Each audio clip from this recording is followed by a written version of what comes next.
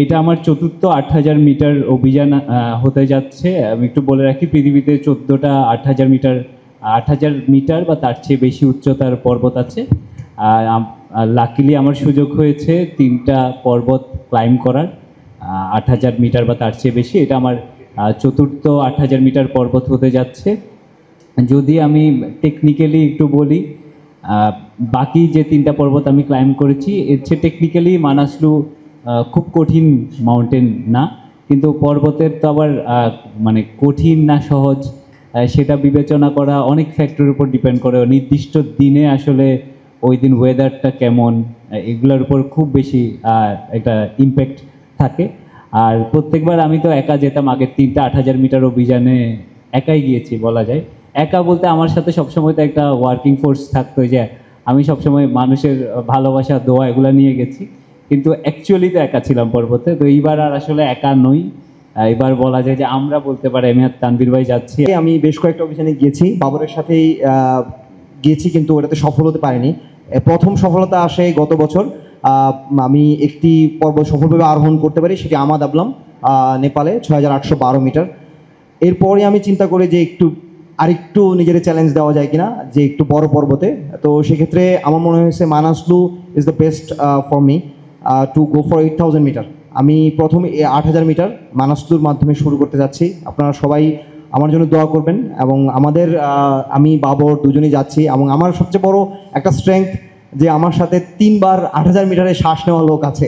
তো আমি খুবই হ্যাপি যে বাবরকে সাথে পেয়ে।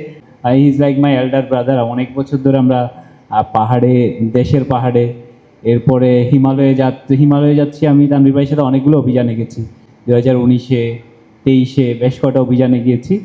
এইবার ৬,০০০ মিটার উচ্চতার পর্বতে যাওয়ার সুযোগ হয়েছে। এইবার ৮,০০০ মিটার চ্যালেঞ্জটা দুজনের জন্য একটু ডিফারেন্ট, কিন্তু আমি খুব মুখিয়ে আছি যে আসলে এরকম কন্ডিশনে আমি কেমন করি, তানভীর ভাই কেমন করে, এবং দুজন একসাথে যে গ্রো করা, এটার দিকে খুবই মুখিয়ে আছি। আর আরেকটা ছোট্ট ইচ্ছে আমার আছে, আই ডোন্ট নো যে ওয়েদার ইটস পসিবল, যে কোন একটা পর্বত আমার ইচ্ছে ছিল যে সাপ্লিমেন্টারি অক্সিজেন ছাড়া আরোহণ করার। তো আমি একটু বলতে কোনটাও বোধ করছিলাম যে আসলে আমার দ্বারা এবার সম্ভব কিনা, বাট আই উইল ট্রাই যে এবার সাপ্লিমেন্টারি অক্সিজেন ছাড়া ক্লাইম্ব করার।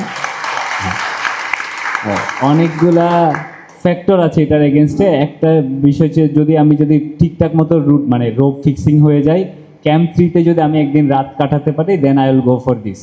ক্যাম্প 3-তে যদি আমি এক রাত ঘুমিয়ে আসতে পারি, যখন আমরা যেটা বলি অ্যাক্লামাটাইজেশন, যে অতি উচ্চতার নিম্ন তাপমাত্রার সাথে খাপ খাওয়ানোর সময় যদি আমি এক রাত ঘুমিয়ে আসতে পারি, then I will go for ইট।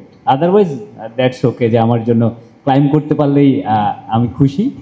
এবার এই জন্য একটু আলাদাভাবে প্রিপারেশন নিচ্ছিলাম। এমনিতে আমি অনেক রানিং করি, গত কিছুদিন রানিং বাদে অন্য এক্সারসাইজগুলো করছিলাম, যাতে এদিকে একটু ফোকাস থেকে কাজগুলো করা যায়। আর অবশ্যই আপনারা দোয়া করবেন। মানাসলু, ওই যে বলছিলাম, নির্দিষ্ট একটা দিনে কোনো একটা পর্বত খুব ব্যাডলি হয়ে যেতে পারে। ওয়েদারটা যাতে, প্রকৃতি যাতে আমাদের সাথে দেয়, সেই দোয়াটুকু আপনাদের কাছে চাইব। এবং শুধু আমার জন্য না, যেহেতু আমরা দুজন একসাথে যাচ্ছি, এবং আমি সবসময় এটা বিশ্বাস করি, কোনো একটা পর্বতে উঠলে দেশটাও আমার সাথে অল্প হলেও একটু হলেও ওপরে ওঠে।